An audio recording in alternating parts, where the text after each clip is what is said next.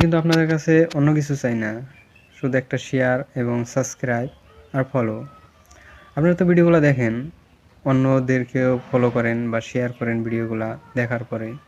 তো আমার ভিডিওতে এমন কি আছে যে আপনারা আমাকে বলতে পারেন কমেন্ট বক্সে যে ভাই তোমার ভিডিওতে কন্টেন্ট ভালো না, গ্রাফিক্স ভালো না, আর নাকি তোমার পিকচার কোয়ালিটি ভালো না, এটা আপনারা আমাকে বলতে পারেন কমেন্ট বক্সে, তাই না?